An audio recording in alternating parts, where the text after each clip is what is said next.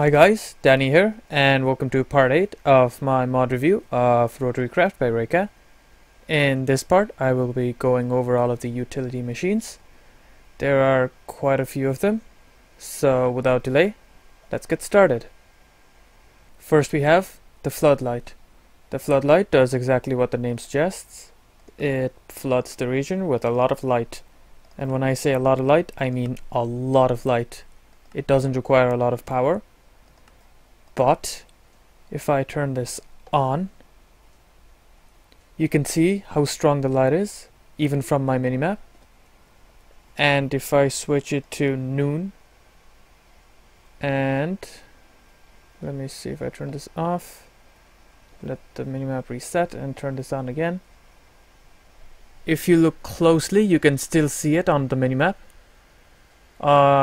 straight up from the red arrow.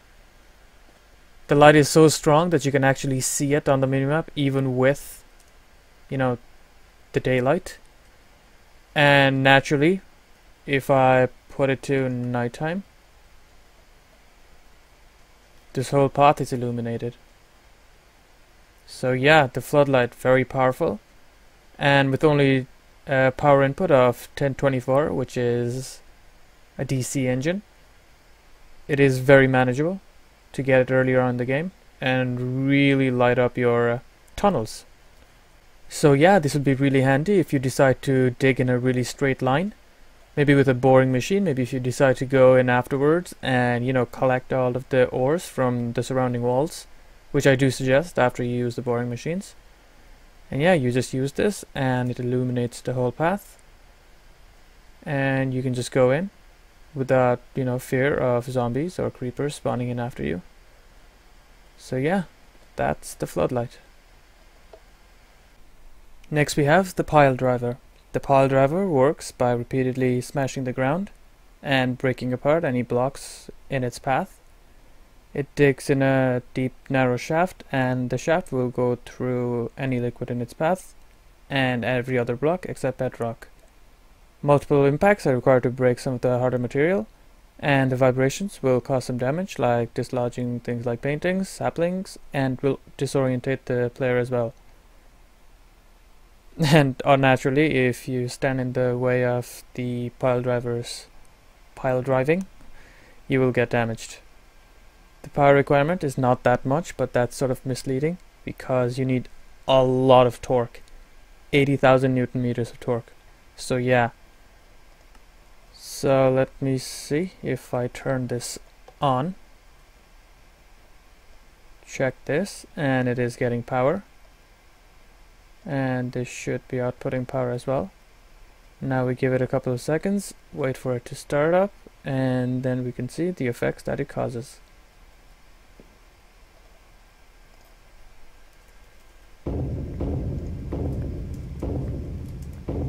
As you can see, I increased the... Oh god. You can see that I've been disorientated. Okay. So yeah, be very careful. I just increased the speed just so it'll go faster. And that's what it does. Yeah. You can actually see the ground shaking as the Piledriver hits the ground. And naturally, if you go under here, you get, if I wasn't in creative right now, I'd be getting a lot of damage. Imagine a giant jackhammer on your head, repeatedly bashing it, and you can actually see why it would hurt you. And the disorientation is caused by the ground shaking. So yeah, very dangerous machine, but if you do it right, you can use it to mine a giant hole in the ground and get a lot of blocks in the process. Let's see, in that short period of time it has already gotten me a lot of sandstone, a lot of sandstone, wow. So yeah, it's quite fast if you supply it with enough power, but it will disorientate you, so be careful of that. So yeah, that's the Piledriver. And next we have the Aerosolizer.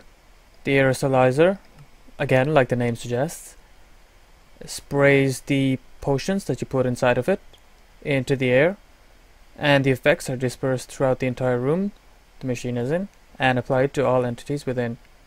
If you fill in more than one slot with the same potion type, you will get an upgraded effect.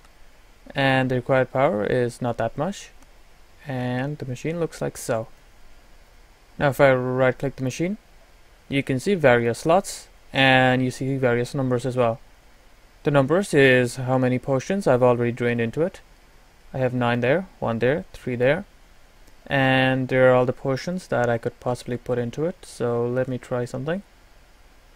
You'll know if a potion can be placed inside of it, because if you put into it and if it's drained inside of it like so, it can.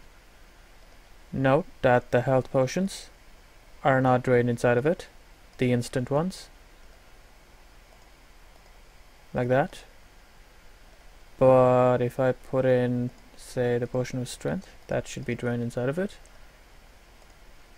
Fire resistance should work. I've already put in strength. I don't know why I would want to put in poison, but okay. You could use the poison with the aerosolizer if you're making a sort of a mob grinder, but there are better ways of doing it.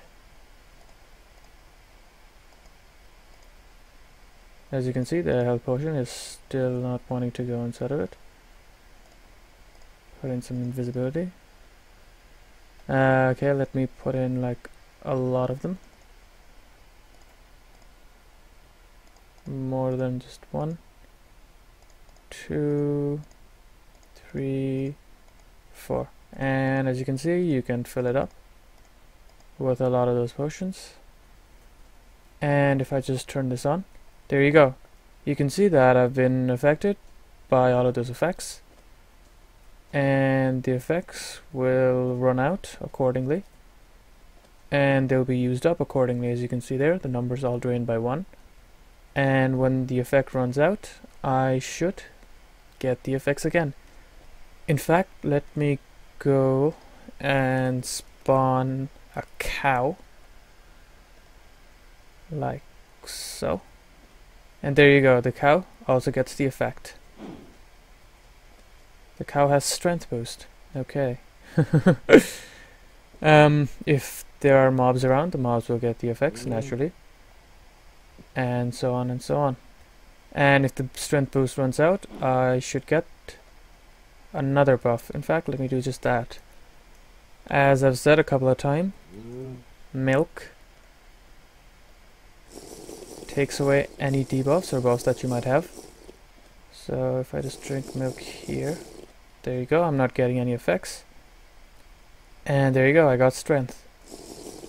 Drink milk here, go a bit forward. And that's how wide the effects can get me from. Just around there. So yeah, you can easily fill in a whole room with the effects, and it'll affect every entity inside of it. So if I check inside of it, as you can see, it's still the same number, as in it hasn't been used up again. This was still 2, still 7. I keep drinking milk, I keep getting the effects. And if I turn this off, drink milk now, and the cow should run off. Okay, the cow doesn't have the effect anymore. Check the numbers, 1, 1, 1, 7, 2. Turn it on again. There you go. It got used up. And yeah, that is the aerosolizer. And next we have the light bridge. The light bridge is, I think, the machine that requires the most amount of power. It's a ridiculously high number, as you can see from here. But it's also enormously useful, because if you supply it with enough power, it will emit a beam of solid light that you can walk upon. And it will support any mass placed on it. You can destroy the beam, but special note here, if it's not bright out or you don't have a view of the sky, it will not work. In fact, for me, the beam of light was all glitchy, and I fell right through it, obviously, and it also caused horrible lag, but I think that might just be me. And there you go, I turned the machine on, and there you go, now I can just run on it like so, and it keeps going on and on. and on and on and on and on. And if I right click, I'm in creative, so anything that I right click, left click I mean, should be automatically destroyed, but it isn't. And this is how far it goes. But yeah. Now if this was night, I might show you guys what happens. If this was night, the light is up, and there you go, there's the lag. There's the lag. And I passed straight through it. Like so. A lot of lag. Let me make this noon again. Okay, there you go. Much better. And I can run on it again. But like I said, it uses a ridiculous amount of power. If I check this, you can see exactly how much power it's using. And if I turn this back off, the light beam goes and I can't walk on anything anymore. So yeah, that was the light bridge. Next I have something that I've used a couple of times already, the reservoir. All the previous times I've only shown one of the uses of the reservoir, which is it can hold up to 64 buckets of any liquid. So if I fill this with milk, alright, yeah, I can't right click with the milk because I try to drink it every single time. But if I had water and I try to fill it with water, you can see that it can hold 64 buckets. Keep right clicking and you can see that filling up, and when it's completely full, now if I check it, it's holding 64 millibuckets, which is 64 buckets, as you can see there. Now another function of the reservoir is you can combine it to make a bigger containment device. And there you go. And now it can hold double of what it could. It says 3200 now because the two connected, and now either one of these reservoirs holds 3200. If I added a third one, the number would be divided by 3, fourth one, and as you can see, the water is divided evenly amongst the reservoirs, like so. And I can make it into any shape and the water will settle accordingly. Now there is 4,923 millibuckets of water in every reservoir, and so on. And like I showed before, you can just put in pipes on the bottom or on the sides depending on what you want to do, and put fluids in or take fluids out. So yeah, reservoir, very handy. If I just break these, obviously if I break it, the fluid will be lost, and I'm in creative right now, so yeah, the fluid will be lost. And yeah, this is just to show you that you can take any form you want with the reservoir. There you go. And next we have the redstone lamp. Only kidding. Next we have the player detector. The player detector, as the name suggests, detects when there's players around, and according to its range, which you can specify by the power, it will emit a redstone signal. The maximum range is determined by the power input, and the reaction time, which is the delay between the player entering a range and the signal output, is dependent on the speed input. I'll explain what that all means. As you can see here, the power determines the range, and the speed determines the reaction time. Now if I turn this on, and it starts spinning, there you go, the lamp turns on.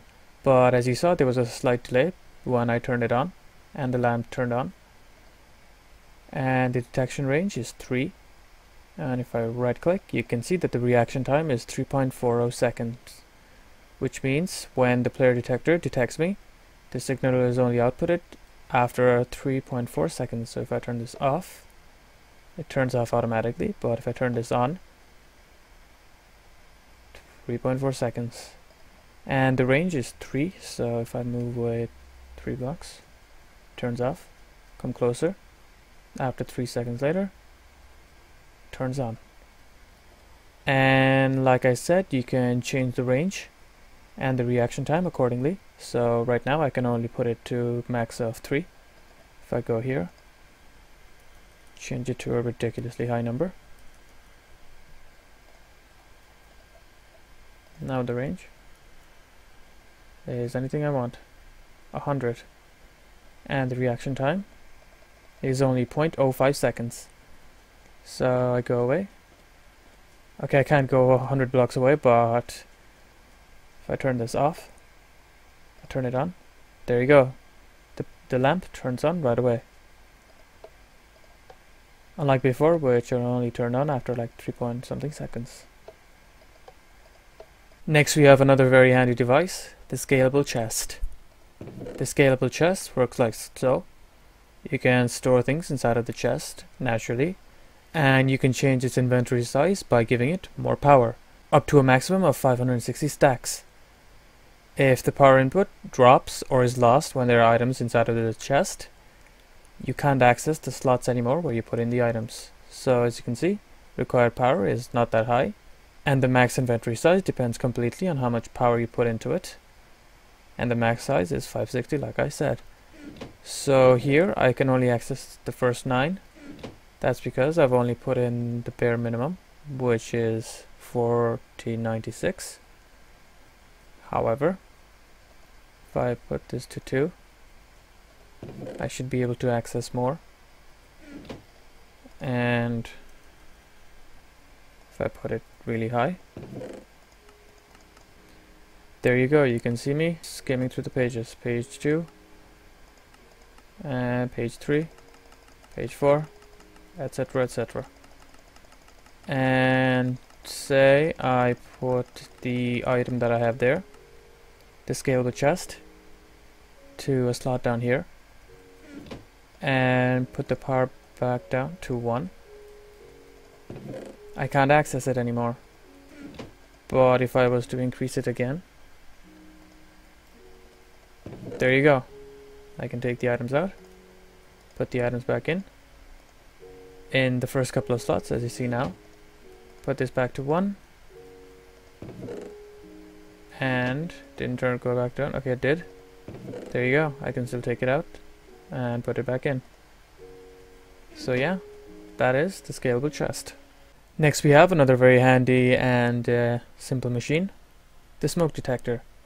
The smoke detector beeps when it detects fire around it, up to 8 blocks I think, and also beep occasionally when the coil powering it is running low. Like I said, you just require a charged wine spring as a power source. And there you go, I have a wine spring inside of it, and when there is fire, like so, it beeps. Now, like I've said before, some of the machines in Rotarycraft have a tendency to explode violently, or catch on fire before exploding, and you put a smoke detector there, you can catch it just before it explodes and completely destroys your base. So yeah, it's very handy. In fact, I'd say this is probably the most handiest machines you can get if you have a lot of Rotarycraft machines, because it'll let you know when your machines are on fire and are about to destroy your base. So yeah, the smoke detector. And next we have the item cannon. The item cannon fires items across maps without harming them, which you can use for near instant long distance item transport. And all you have to do is enter the coordinates of another item cannon to receive the items. The power and torque you can see here, and naturally if you increase the power you can increase the distance of which it works. And I have 2 item cannons there with items in that one and coordinates of that machine on this one and of that machine on this one. Now if I turn that on and that on, you can see that items are being flinged across. What is happening is that the items are being fired to that one, and the items stay there, and then it's being fired back to that one. So yeah, let me just turn this off, and this back on. There you go. Now it's just shooting the items to that one, and that one has all the items, and because it has no power, it's just receiving Now if I turn this off, this on, it's just sending the items back to that one. But if I turn both of them on, or let's turn that off, turn that on, turn that on, they just fire items towards each other forever and ever. And yeah, that is the item cannon. Next we have the bucket filler. As the name suggests, you can use it to fill buckets. All you need to do is pump liquid through one of the sides and put in empty buckets, and it will fill them for you. You can also do the reverse, which is you can supply it with filled buckets and it will drain the liquids. And here you can see the required power and the required speed. So the reservoir here supplies the water into the machine. I just turn this on and put in the empty buckets, and there you go, it fills all of them up for me that easily. But if I right click with the screwdriver, all of the water will be drained back into the machine and into the pipes. I right click again, and now the buckets are full, now the buckets are empty, and so on. And yeah, that is the bucket filler. Next we have the bright lamp. The bright lamp does as its name suggests, it lights up the area around it, and all you need to do to power it is give it a wine spring. As you can see here, the maximum range is 12 meters, and I just have a spring there with power. And if I make it to nighttime, there you go, it lights up all that area. So yeah, quite a wide area. So if you build, say, a 9x9, you can use it to light up the whole room. So yeah, that's the bright lamp. And next we have the block ram. The block ram works like a power piston, as in you can use it to push out a long line of blocks, and all you need to do is supply it with a bit of power, and it'll only stop when it hits an obstacle. And there you go, power input to the back, which I have there. And inside of it, I just have some cobblestone. I turn on the machine, and there you go. It just supplies it with more and more blocks in front of it. And this will go on indefinitely. If I was to put like a sandstone, what it'll do is just push the sandstone away. Now, like it said in the machine, it will only stop when it hits bedrock, chest, spawners, or other machines, or when its length reaches 512 meters. So yeah, this will go on indefinitely. Like so. You can use this like a cheaper version of the light bridge. Just supply it with a lot of cobble, and it'll build a long platform for you. Oh god, my fences. Let me just turn this off. So yeah, that is the block ram. And next we have the beam mirror. The beam mirror is used to reflect the sun's rays into a horizontal beam, and you can use that beam to illuminate tunnels without using any, say, the lamp that I showed before. You can also use it as an anti-undead system, as the light reflected can also be used to burn all of the undead. So as you see there, in this little tunnel, you can see that it is dark. Let me enter it from the other side, and you can see it even clearer. There you go. It's quite dark. If I just fill this up as well, it's completely dark.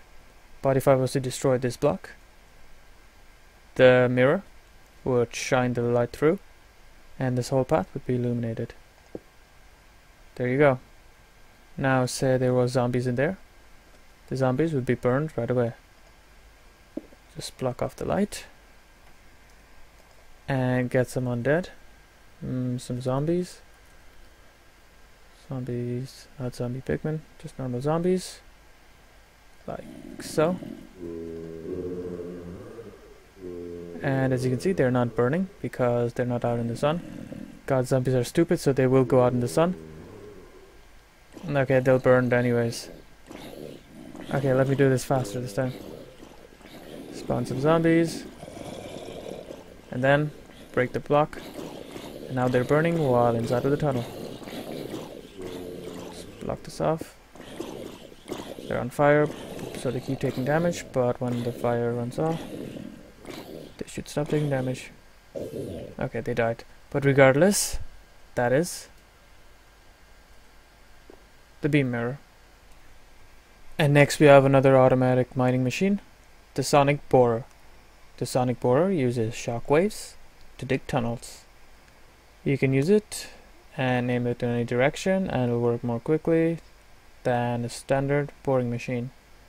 The only disadvantages it has is that it drops the blocks where it, breaks them, and if you give it too much power, it will suffer a violent failure, which always means giant explosion. Doesn't really give a power, but if I right click with the angular transducer, you can see how much power it requires. Just over 65,000, and it needs just over 1,000 Newton meters of torque. So if I turn this on, brace yourself, this will be loud. It's just building up pressure, as you can see there. It's around 300 now, and when it has enough pressure, it will send out its... I jumped a little there, even though I knew it was coming. And yeah, so it just keeps going and going until it's gathered enough pressure again, and then it'll shoot out its sonic beam. You can actually see it as well. Let's see if the next time we'll actually catch it. And as you can see, it actually digs out quite a wide area from underneath it. What is it, 3 blocks? Yeah, you can actually see the sonic waves, and it's destroying 1, 2, 3, 4, 1, 2, 3, around 3 around it, below it, over it as well, I assume. And there you go, the sonic borer.